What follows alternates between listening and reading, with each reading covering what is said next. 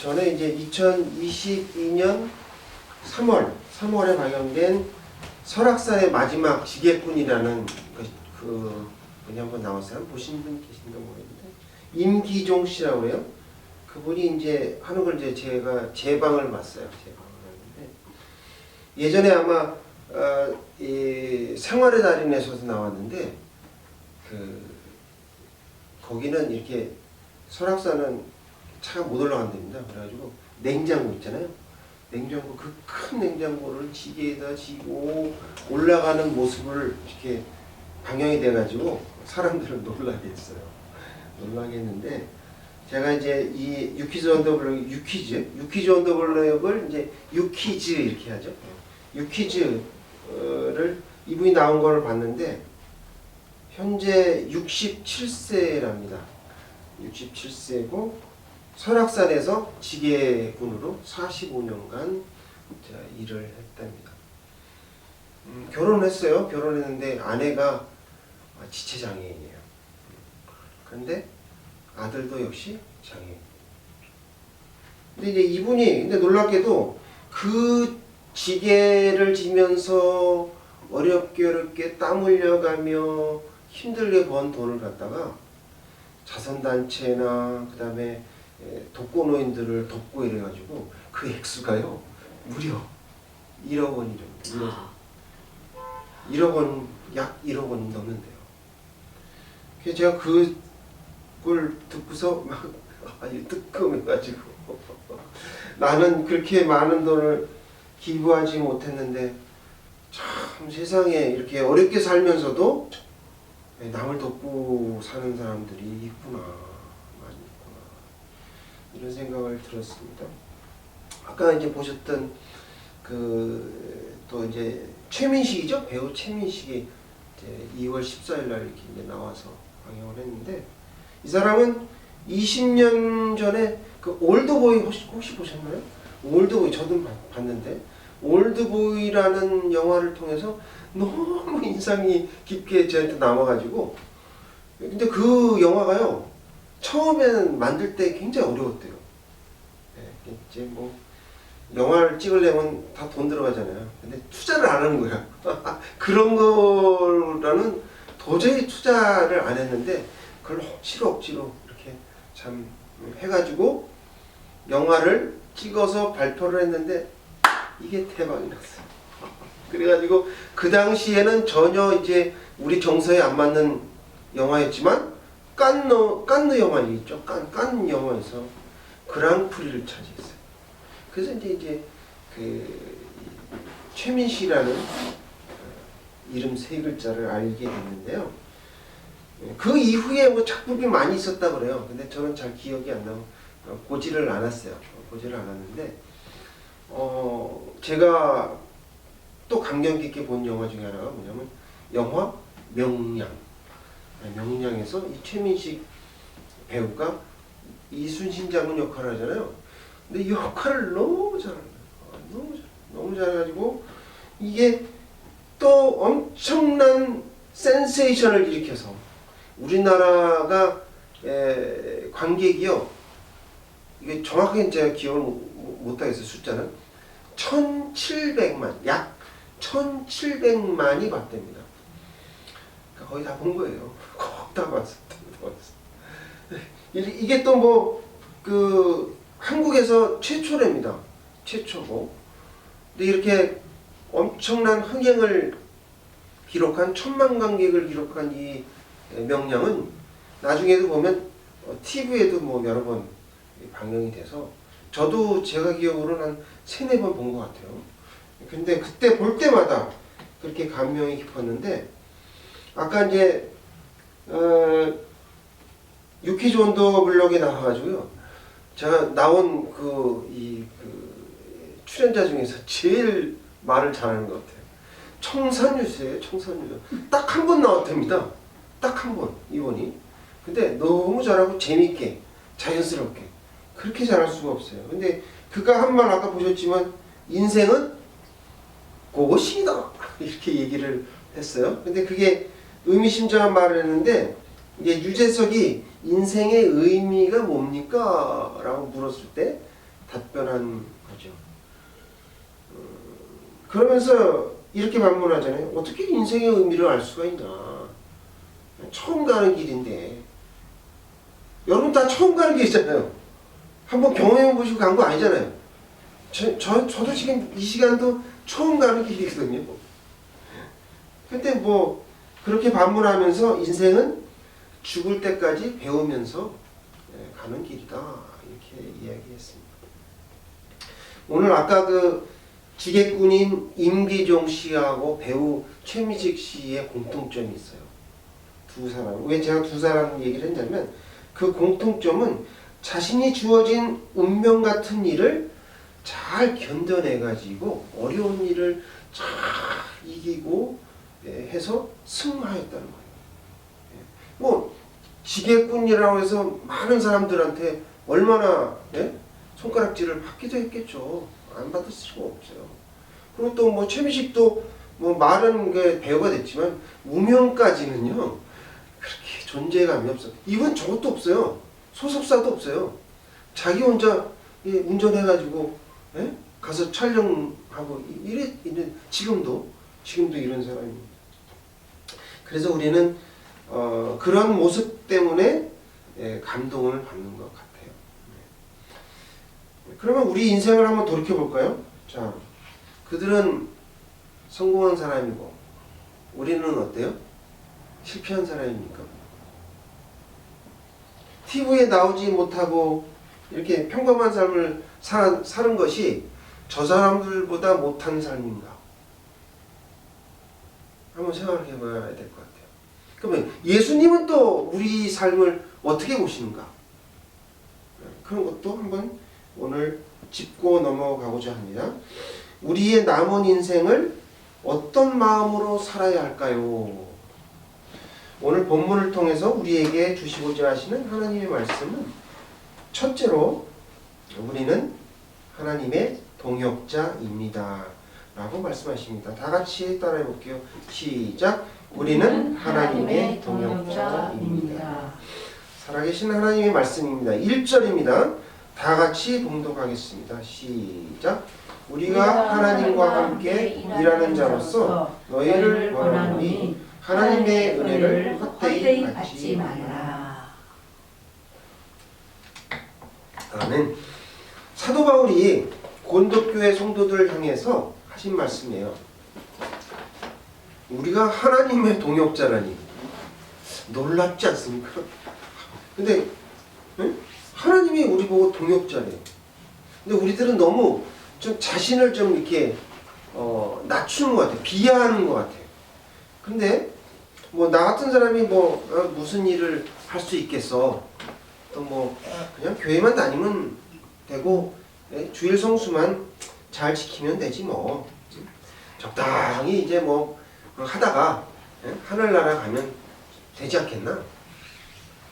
그렇게 생각도 하시고 또 뭐 굳이 뭐 신학교 나온 것도 아닌데 내가 뭐 교회학교 교사나 뭐 일반 다른 뭐 봉사, 식당 봉사가 됐든 무슨 봉사 조금 하는 것 같고 뭐 그게 큰 일이 될까? 그렇게 생각을 합니다. 근데 그렇지가 않아요. 그렇지 않고 우리는 그렇게 생각하는데 하나님은 우리를 동역자라고 말씀을 하십니다. 우리를 이제 하나님의 나라를 확장하기 위한 그런 동역자로 여기시기 때문이에요. 근데 그리고 또 이 세상에서 사단을 몰아내고 또 강한 군사가 될 거라고 하나님은 생각하십니다. 근데 이것이 여러분이 믿든지 안 믿든지 동의를 하든지 안 하든지 그것은 여러분의 자유예요. 우리의 자유입니다. 그러나 하나님은 우리를 같은 팀이다. 아시죠? 요번에 축구 못해갖고 난리가 났던데 같은 팀이에요. 그 팀끼리 싸우면 안 돼. 그럼 지는 거야 벌써. 내분이 일어나서. 그죠? 하나님은 우리를 사도 바울과 같이 같은 팀이다. 같은 동료다. 이렇게 여기신다는 것이죠. 그 증거가 바로 오늘 1절에 나와 있지 않습니까? 너희는 함께 일하는 자다. 나왔거든요. 왜 그런지에 대한 이유는 이제 자세히 기록하지 않았습니다. 그러나 우리에게는 이것이 은혜요, 언어, 영광이죠. 하나님 우리를 그렇게 보신다는 것이죠. 내가 하나님과 함께 복음을 전파하는데, 야, 이걸 하나님 나를 동료로 생각하시네. 얼마나 기분 좋은지는 몰라요. 기분이 너무너무 좋은 거예요. 이게 많이 내가 무슨 예? 자선단체를 만들어서 다른 사람을 돕고 이런 것도 아니잖아요. 그런데 하나님은 저를 같은 동료라 이렇게 생각하세요. 사도 바울 한번 보세요. 사도 바울 하면 어떤 이미지가 떠오릅니까? 사도 바울. 모차르트처럼 음악을 아주 잘하는 그런 음악가일까요? 아니면 렘브란트처럼 이렇게 그림을 쫙 그리는 그런 사람처럼 여겨집니까? 아니에요. 사도 바울은요, 이렇게 부드러운 사람이 아니고 멘탈이 아주 강한 그런 사람처럼 느껴지지 않으세요? 성경을 읽어보면 저는 그렇게 느껴지는데, 갈라디아서도 보면 막 그냥 설교자 중에서도 막 그냥 열이 나서 막 이렇게 하시는 그런 분처럼 보이는데, 오늘은 너무 자상하게 말씀하세요. 그러면서 하시는 말씀이 자상한 말투로 우리는 하나님과 같은 동료야 이렇게 말씀하셨어요. 지난번에 제가 이 고린도 교회 또 이 고대 이때의 사회상을 말씀드린 적이 있죠. 그래서 거의 88%가 거지나 빈민이에요. 거지나 빈민인데 그 사람이 무슨 능력이 있겠어요? 무슨 권한이 있겠어요? 그럼에도 불구하고 무슨 근거로 그런 얘기를 하시는지 저는 잘 모르겠는데, 사도 바울은 우리 보고 우리 같은 친구야, 같은 동료야, 동역자야 이렇게 얘기하시는 거예요. 근데요, 사도 바울이 어떤 사람인지 여러분 아십니까? 그의 생애를 보면요, 결혼했습니까? 결혼 안 했어요. 독신으로 살았어요. 독신으로 살았고 가진 고생을 다 했습니다. 이따가 또 말씀을 좀 드릴 거지만, 그리고 평생 죽을 때까지 한시도 편안한 날이 없었던 내적 평안이 있었겠죠. 옆에서 너무 유대인들이 잡아 죽이려고 하죠. 돌로 쳐 죽이려고 하죠. 예? 그것도 39대 곤장 맞는 거 있잖아요. 매를 3번이나 맞았어요. 3번.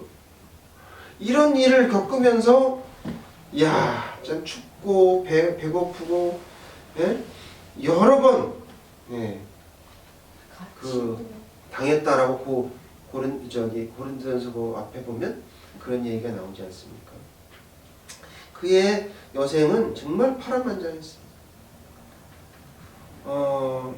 그분은 그냥 무슨 생각으로 살았을까? 저는 그런 생각을 해봐요. 저도 이렇게 힘든데 그분은 이거보다 더 많은 비교할 수 없는 것들을 했는데 밤마다 자면서 무슨 생각을 하면서 잤을까? 한번 저는 이렇게 생각을 해봤어요. 느낌을. 세상의 눈으로 봤을 적에는요, 정말 저 사람은 기구한 운명을 가지고 태어난 사람처럼, 아까도 말씀드렸듯이 제가 이렇게 예를 들었잖아요. 지게꾼이나 또 장애인으로서 태어나면서 자기의 이 운명을 극복해보려고 애쓰던 그런 사람들을 봤어요. 사도 바울은 성공한 사람입니까? 실패한 사람입니까? 아니면 미친 사람입니까? 돌에 맞아 죽기도 하고, 또 이게 나중에요, 4차 선교여행, 3차 가고 마지막에 4차는 이제 로마에 끌려갔잖아요. 배를 타고 다니면서 3번이나 배가 침몰했어요. 파산해가지고 죽을 뻔한 적이 한두 번이 아니고, 또 어느 섬에 가서는 뱀에 물렸는데, 독사한테 물렸는데, 독사한테 물린 상태에서 그대로 불에다가 이렇게 놓고 뱀을 죽였거든요. 그랬는데 살았어. 독사에서 물렸는데도. 하나님의 능력으로 사는 거죠. 그랬더니 그 주위에 있던 원주민이 난리가 났어요. 난리가. 신이 나타났다. 헤르메스다. 막 이러면서. 그랬더니 사도 바울이 막 난리 치잖아요. 이 사람은 나는 사람이다. 하나님께만 그런 영광을 돌려야지. 그런 일들이 이렇게 나와 있어요. 근데 그것 때문일까요? 무엇이 그를 이렇게 만들었을까? 무엇이 그를 이렇게 강한 사람으로 이렇게 또 굳굳하게 변함없이 이렇게 꾸준히 아까 얘기했던 보고식을 했을까? 근데 이제 그거를 근거를 찾아보니까 고린도 후서 12장에 보면요 이런 말씀이 있어요. 14년 전에 그가 낙원에 가서 말로 표현할 수 없는 말을 들었다 이렇게 말합니다. 자세한 얘기는 안 했어요. 안 했는데 삼층천을 그러니까 천국의 삼층천을 경험하고 왔다 그런 거죠. 자, 그게 거기 성경에는 내가 그인지 그가 내인지 누군지 얘기를 안 했어요. 그것조차. 그랬는데 정말 그가 거기서 본 거죠. 뭔가를 봤어요. 근데 몰라요. 정확하게 몰라요. 근데 우리도 그렇게 될 수가 있어요. 그렇게 될 수가 있어요. 하나님이 우리에게 은혜를 주시면 그렇게 될 수가 있어요. 성령님께서 우리 인생을 주관하시면요. 우리는 뭐 바울처럼은 안 되더라도 작은 사도 바울은 될 수가 있어요. 그래서 우리는 하나님께서 우리를 동역자라고 말씀하십니다. 둘째는 우리는 천국에서 유명한 자입니다. 라고 말씀하십니다. 따라해 볼게요. 우리는 천국에서 유명한 자입니다. 거룩하신 하나님의 말씀입니다. 이걸 쬐기 위해서 주교 뒷면에 제가 기록해 놨어요. 8절 하반절부터 적어놨는데 자, 다 함께 읽어볼게요. 시작. 우리는 속이는 자 같으나 참되고 무명한 자 같으나 유명한 자요 죽은 자 같으나 보라 우리가 살아있고 징계를 받은 자 같으나 죽임을 당하지 아니하고 근심하는 자 같으나 항상 기뻐하고 가난한 자 같으나 많은 사람을 부유하고 아무것도 없는 자 같으나 모든 것을 가진 자로다. 여러분 이 말씀 믿으십니까? 에이 목사님 또 이상주의자처럼 이런 말씀하신다. 네 맞아요. 저 이상주의자예요. 이 땅에 소망을 두지 않고 천국에 소망을 두는 그런 이상주의자입니다. 항상 하나님이 재림하시기를 손꼽아 기다리는 그런 사람입니다. 요즘에 뭐 우한 코로나 때문에 가지 못했던 그 해외여행을 갔다가 가려고 지금 인천공항에 난리가 났어요. 난리가 났어요. 사람이 막 인산인해를 이룹니다.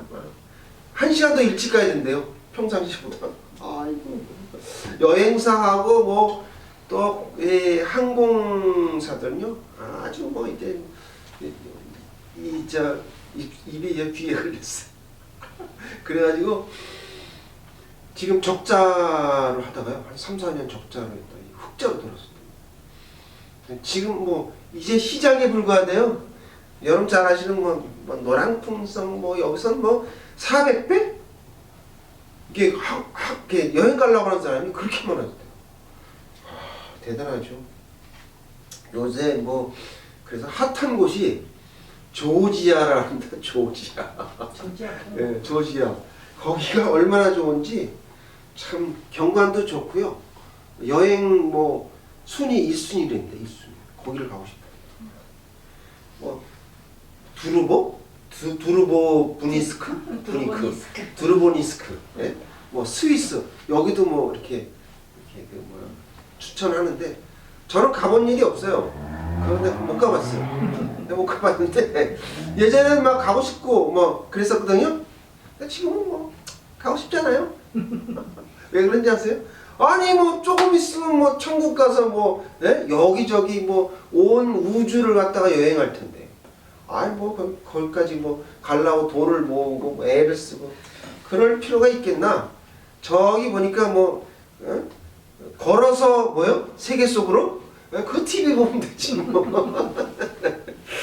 아이고 참 그렇게 이제 위로하면서 살기는 하는데 저의 꿈은요 하나님이 지으신 것이 너무 위대하고 아름답고 광활하니까 거기를 한번 가보고 싶어요.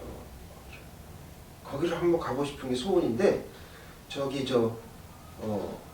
여러분 혹시 뭐 스타워즈라고 그런 영화가 몇 편 나왔잖아요. 근데 거기 나오는 중에 그게 다 이제 상상으로 만든 거거든요. 그런 행성들 아마 그거보다 더 멋있을걸요. 100배, 1000배 멋있을걸요. 우리가 그 상상을 못해서 그렇지. 우리 상상은 뭐 어느 정도 한계가 있습니다. 그래서 저는 이제 그런 곳에 가고 싶어요. 아니 뭐 비행기 뭐 14시간 타야 돼요. 이코노미하고 그거 얼마나 힘든지 아십니까? 나이 먹으면 더 힘들어요. 그 어디는 또 뭐 하루를 가야 돼. 하루. 두바이를 거쳐서 뭐 천국 가면 뭐 불병거가 있을 텐데 그거 타고 뭐 우리가 잘 아는 안드로메다 성운 뭐 이런 데 가서 좀 거기도 뭐 다 있겠죠. 별장도 있고 다 있을 테니까 그래서 놀다가 오고 그러기를 기대합니다. 10절에 이렇게 나와 있는 거 보니까 가난한 자 같으나 많은 사람을 부유하게 하고 이 말씀이 나오죠. 이 말씀이 메시지 성경에 이렇게 번역되어 있어요. 우리는 후원의 의지에 살면서도 많은 사람을 부유하게 합니다. 라고 표현하는데 비록 우리가 뭐 남의 도움을 받든 뭐 국가의 도움을 받든 뭐 그렇게 해서 받는다고 해서 그것이 나에게 뭐 그렇게 큰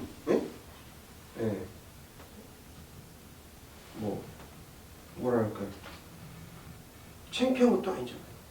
근데 이게 가진 것은 없지만 모든 것을 가진 자라고 사도 바울이 이야기하거든요. 이거를 참 정말 의미 깊게 생각을 하셔야 돼요. 예전에 제가 말씀드렸듯이 인간은 채울래야 채울 수 없는 그러한 것을 갖고 있다. 그러니까 할 수 있는 방법은 우리가 절제하는 게 중요한 거지 이걸 계속 소유하려고 애를 쓰면 나중에 패가 망신 나간다. 하나님을 우리가 소유하면 모든 것을 다 소유한 거죠. 우리 인생이 의미가 없는 삶이 아니라요. 우리가 사는 이 삶 속에서 다른 사람에게 도움이 되는 게 있어요. 분명히 있어요. 그래서 그거를 생각하시고 삶의 의미와 희망을 가져야 되겠다. 우리가 세상이 우리를 무시한다고 좌절하지 말고 하나님이 우리를 인정하시고 또 우리를 동료라고 생각하시는 것을 기억하시고 힘든 시기와 역경을 이겨나간다면 반드시 새로운 세계가 열리게 될 것입니다.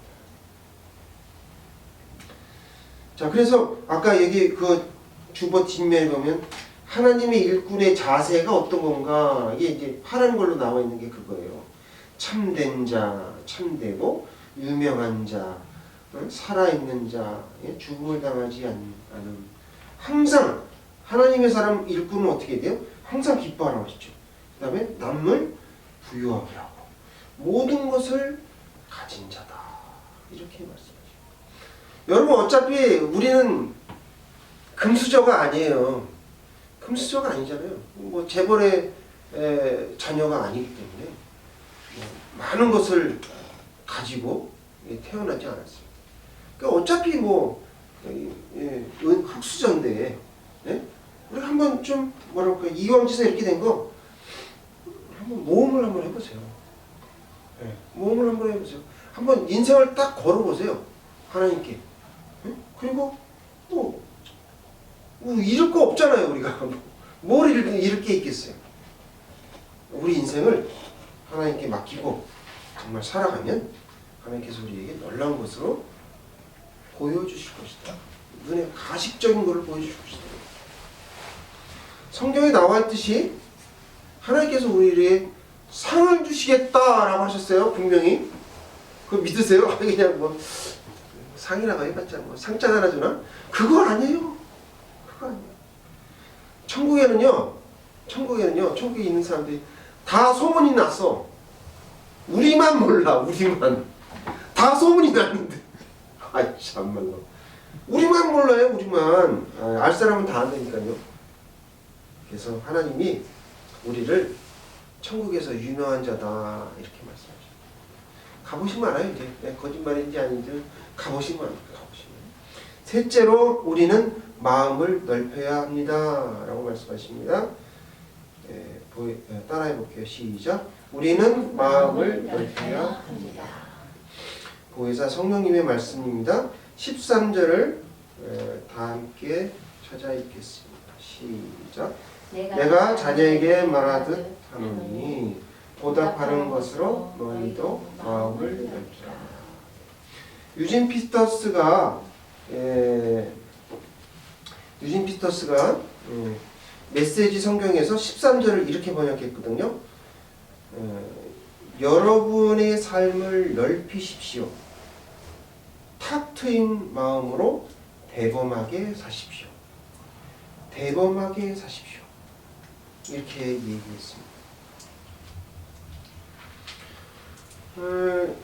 대범하게 사십시오라는 말을 다른 말을 표현하면 꿈이 있고 용기 있게 사십시오. 꿈이 있고 용기 있는 사람은 대범해질 수밖에 없어요. 근데 우리 눈앞에 보이는 것만 이렇게 보면서 살지 말고 좀 이렇게 멀리 봐라. 견문을 좀 넓혀봐라. 그런 말씀이죠. 그래서 여러분 좀 우주에 관한 관심도 좀 가지세요. 한국에서 우리 나로호라고 그랬잖아요. 나로호를 쏘아 올려가지고 이렇게 성공을 했거든요. 근데 이제 앞으로 있잖아요. 이 인공위성뿐만 아니라 발사체, 우주 발사체를 만드는 공장을 전남 순천에 지금 만든다고 합니다. 그래서 앞으로 우주 개발에 우리가 이제 나라호를 시작으로 해가지고 이제 박차를 가하게 되는데 조만간 우리도 미국의 나사처럼 죄송합니다. 미국의 나사처럼 그 우주선을 쏘아 올려가지고 달에도 가고 화성에도 가고 이런 일이 얼마 남지 않았다. 그런 날이 남지 않았다. 여러분 지난번에 한번 말씀드렸어요. 우주만원경 제임스 웹이라는 말씀을 드렸는데 제임스 웹이 이 최근에 발견한 외계 행성이 있는데 그것이 요거예요. 요거는 아니고 요거예요. 요 행성이에요. 제임스 웹이 발견한 행성이에요. 근데 이곳은 지구로부터 200광년 떨어진 곳이에요. 잘 느낌이 안 오시죠? 200광년 도대체 얼마나 될까? 1광년은 햇빛이 1년 동안 365일 동안 갈 수 있는 거리예요. 요거를 환산해 보면 10조 킬로미터예요. 근데 이것이 200이에요. 200. 저는 기억을 이렇게 어느 정도인지 감이 안 와요.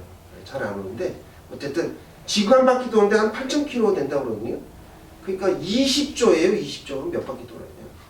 세지도 못하겠어요. 근데 그 세지도 못하는 거에 200배라니까요. 그렇게 먼 곳에 있어요. 그런데 여기가 물과 이산화황 그리고 모래구름 등이 관측되었습니다. 관측되었습니다. 인류가 외계인을 찾으려고 이제 백방으로 막 이것저것 노력하고 있는데 이곳이 사람이 살 수 있는 환경이래요.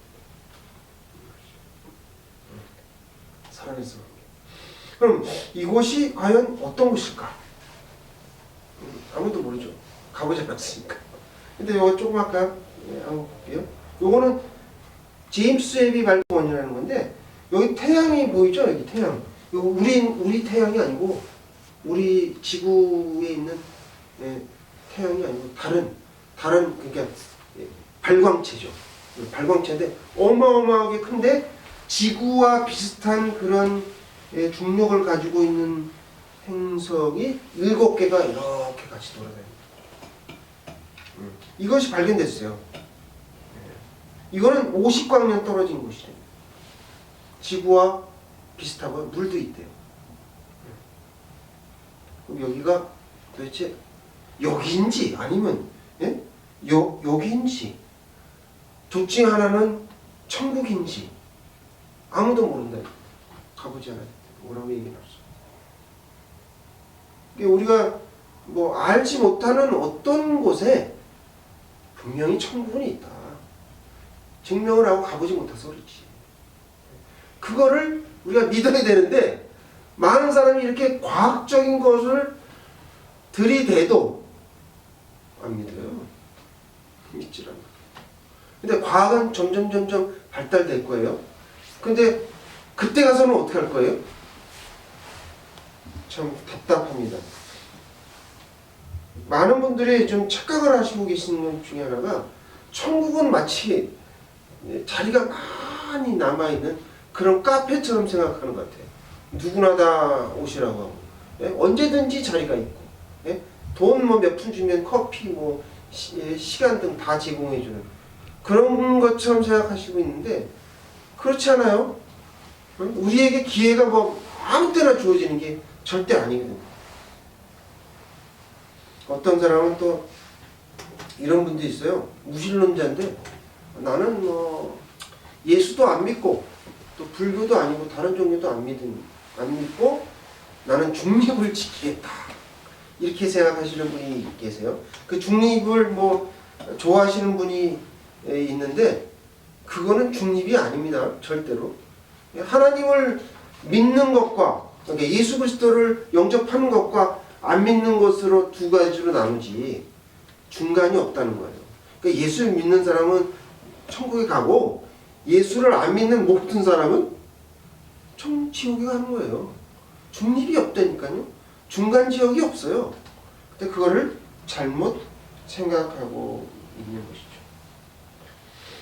우리의 삶은요 굉장히 귀중합니다. 물론 뭐 인생이 길다고 느끼시는 분도 있고 좀 짧다라고 느끼시는 분도 있는데 어쨌든 우리는 스스로 지혜롭게 살아야 돼요. 이 기간 동안에 지혜롭게 살아서 우리의 마음을 좀 넓혀야 한다라고 하나님께서 말씀하십니다. 오늘 말씀을 통해서 우리는 하나님의 동역자입니다.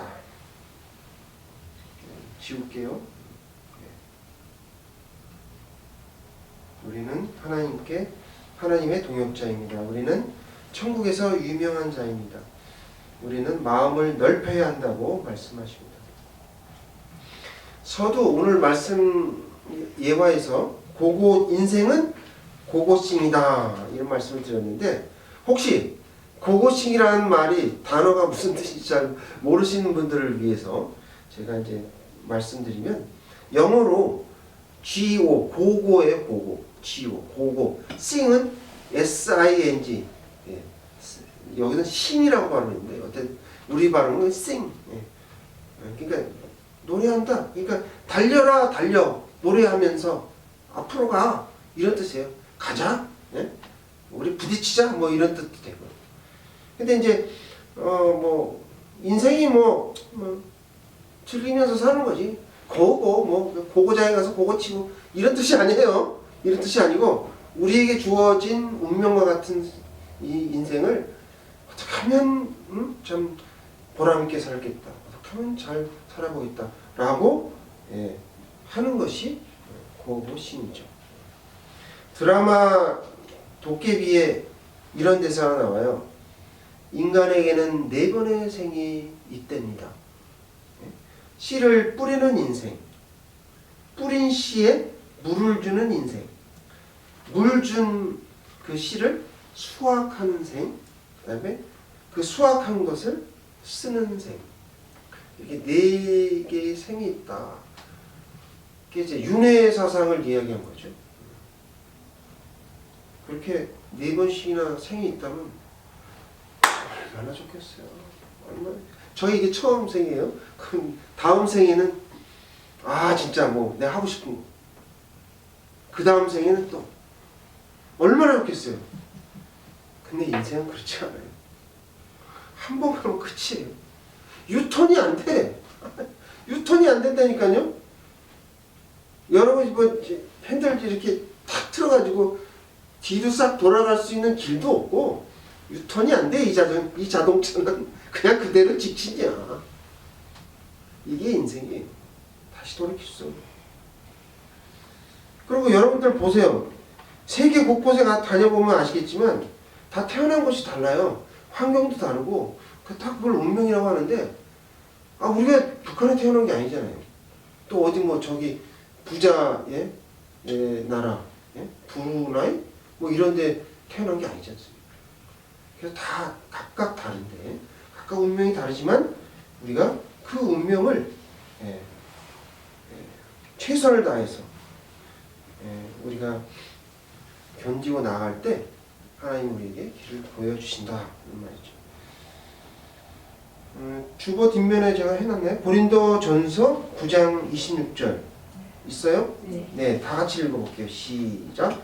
그러므로 나는 다름질하기를 향방 오는 것 같이 아니하고 싸우기를 허공을 치는 것 같이 아니하며. 네, 향방이 없는 것 같지 아니한다. 또 허공을 치는 것 같지 않아야 한다. 이거는 이제 사도 바울이 그 당시에 올림픽 경기 있었잖아요. 이게 권투 경기 있었거든요. 그거를 딱 보고 얘기한 거예요. 뭐 권투를 상대를 위해서 펀치를 날려야 되는데, 뭐 딴 데다가 이게 그러면 지는 거죠. 예. 근데 여러분들 뭐 다 인생을 다 살아오셨습니다만, 저는 요새 여러 가지 생각이 듭니다. 60이 넘다 보니까 자녀 결혼 문제도 아직도 남았고, 노후 대책을 어떻게 될 것인가. 또 이제 뭐 애들한테 내가 짐을 지면 안 될 텐데 아프면 안 되잖아요. 병원에 가 있으면 안 되니까. 건강 문제도 걱정이 되고. 또 제가 묻힐 곳이 어딘지 장래 문제도 생각이 듭니다. 그게 복잡해요. 근데 이런 복잡한 상황 속에서 우리가 뭐 나이에 따라서 다 다르지만 바쁘게 일하고 뭐 이렇게 하지만 우리의 목표, 우리의 목적은 한 번에 이뤄야 된다. 우리가 만약에 하나님을 선택할 수 있는 기회가 많이 있다면 좋은데 그렇지가 않아요. 아무 때나 오는 게 아니에요.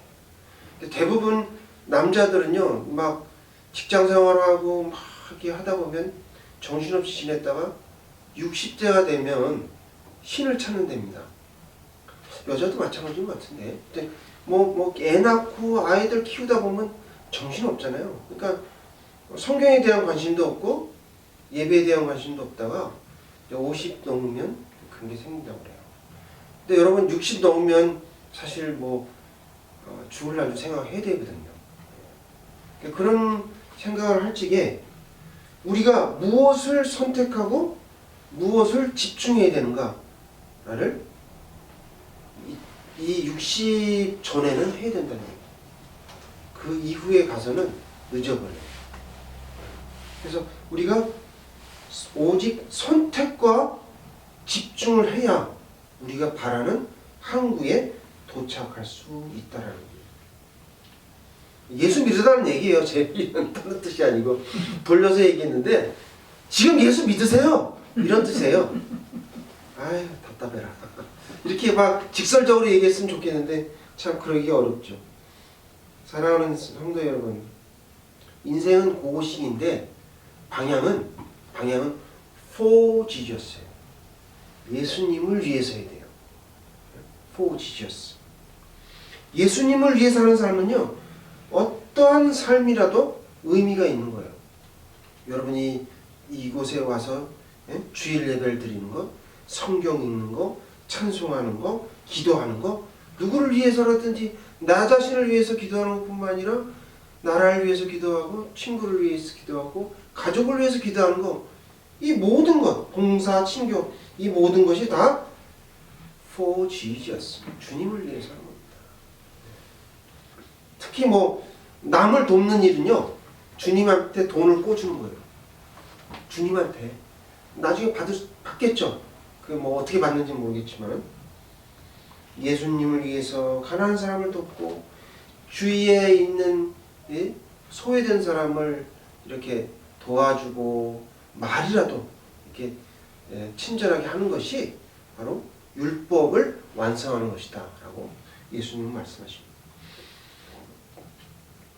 예수님은 우리에게 뭐 큰 위대한 일을 우리에게 맡기시지 않으셨어요. 이제 성공을 해서 많은 돈을 자선단체에 기부하고 세계 각곳에 있는 가난한 사람들을 돕고 이런 일도 하면 좋죠. 하면 좋은데 그런 일을 모든 사람에게 맡기신 적은 없어요. 그럼 우리 어떻게 돼요? 각자 그 주위에 이웃을 돌보고 말씀을 실천하는 우리가 되어야 되겠습니다. 주님을 위해서 고고싱하는 사랑의 나눔교회 성도님들 다 되시기를 주님의 이름으로 축원드립니다. 다 같이 기도하시겠습니다.